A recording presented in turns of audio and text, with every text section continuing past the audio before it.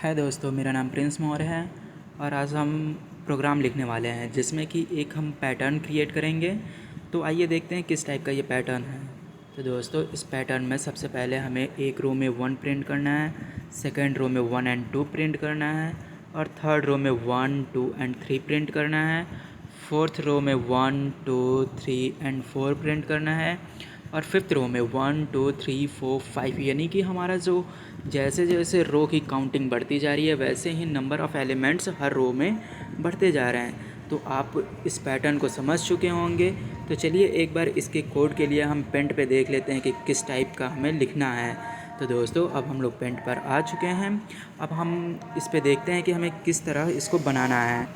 हमने पैटर्न में देखा था कि पहले रो में 1 था, सेकंड रो में 1 एंड 2 था, तो हम इसे लिख लेते हैं 1 एंड 2। एंड थर्ड रो में आते हैं तो 1, 2 एंड 3 था। अब फोर्थ रो में आते हैं तो फोर्थ रो में 1, 2 एंड 3 एंड 4। जैसे जैसे रोज़ बढ़ती जा रही है वैसे ही नंबर ऑफ़ एलिमेंट्स बढ़ते जा रहे हैं। फिफ्थ रो में देखते हैं 1, 2, 3 and 4 and last element is 5। तो दोस्तों, अगर हमें छठी लाइन होती तो इसमें 6 तक जाना पड़ता। तो दोस्तों, अब इसे सेलेक्ट करके थोड़ा स्पेस को कम कर लेते हैं, ये हमारा छोटा हो गया। तो दोस्तों, अब प्रोग्राम के लिए हम पहले काउंट कर लेते हैं कि इसमें कितने रो हैं। तो हमारा row 1 row, second row, third row, fourth row and fifth row.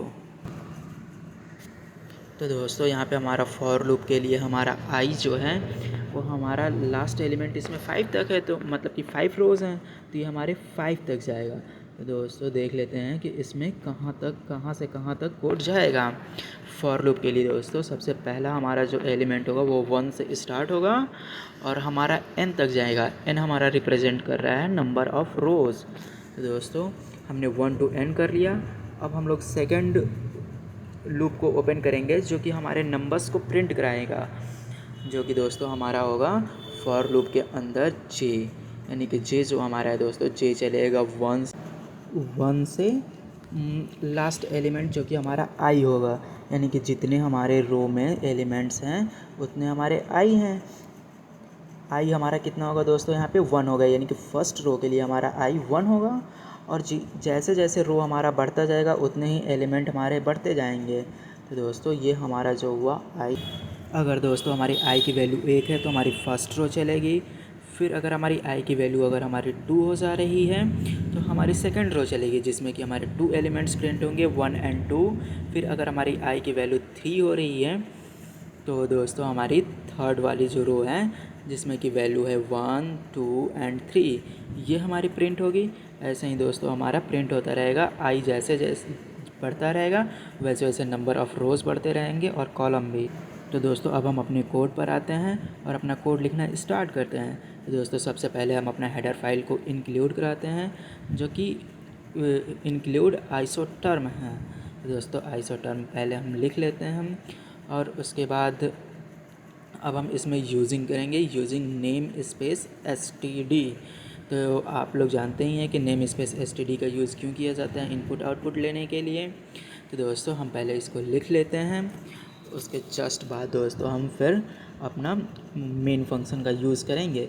तो हम लिखते हैं इंट मेन और हम अपने पैरेंथेसिस को ऑन कर लेते हैं एंड ऑफ़ कर लेते हैं। फिर हम अपने कर्ली ब्रेसेस को ऑन करेंगे, ऑफ़ करेंगे। अब इसके अंदर हम एक वेरिएबल ले लेते हैं इंट n इक्वल टू हम 5 ले लेते हैं क्योंकि हमें 5 तक पैटर्न में दिख रहा है प्रिंट कराने के लिए, तो रोज़ जो हमारा होगा 5 तक चलेगा। तो दोस्तों, हम फिर फॉर लूप को यूज़ कर लेते हैं और फॉर लूप के अंदर इंट हमारा जो आई है आई को लेते हैं। और हमने देखा था कि हम लोग आई को 1 से स्टार्ट करेंगे और n तक ले जाएंगे।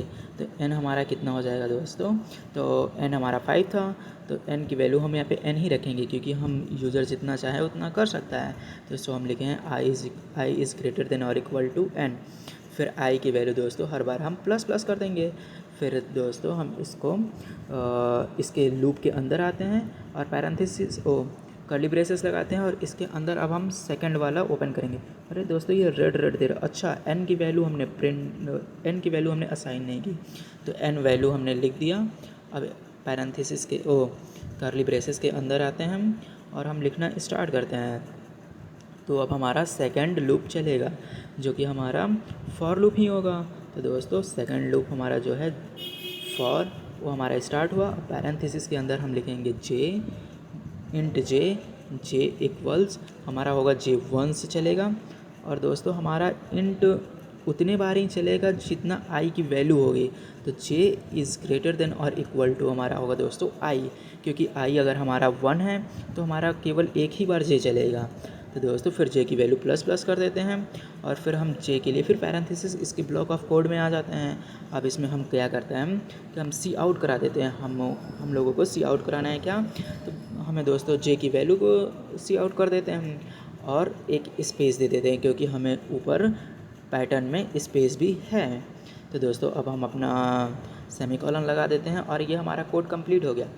अगर दोस्तों यहाँ पे फिर हम एक सी आउट इंड एल कर देते हैं। अगर हम इंड एल नहीं करेंगे तो हमारा जो भी कोड है सब एक ही लाइन में लिखा जाएगा, इसलिए हमें यहाँ पे इंड एल एक बार लगा देंगे, जिससे कि एक बार इनर लूप चलने के बाद हमारा लाइन ब्रेक हो जाए और लाइन नीचे वाले में आ जाए। तो दोस्तों हम लोगों ने इंड एल का भी यूज़ कर लिया।